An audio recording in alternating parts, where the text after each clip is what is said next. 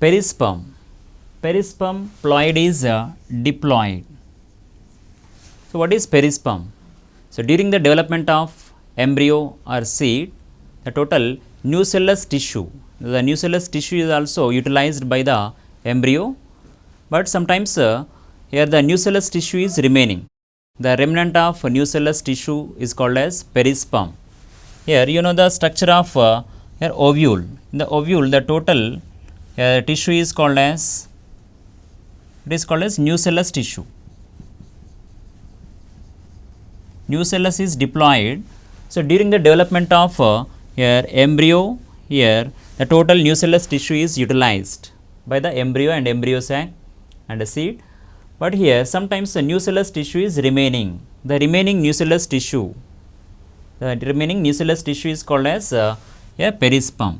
So the ploidy of nucellus tissue ploid is diploid. That's why here perisperm is nothing but nucellus tissue only, remaining nucellus tissue. After the development of embryo, the remaining nucellus tissue is called as perisperm. It is also diploid. So here perispermic seeds, perisperm containing seeds. Example for perispermic seeds, Piper nigrum or black pepper.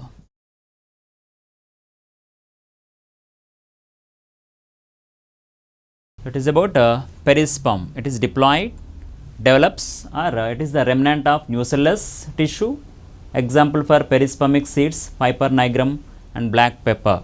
Piper nigrum or black pepper.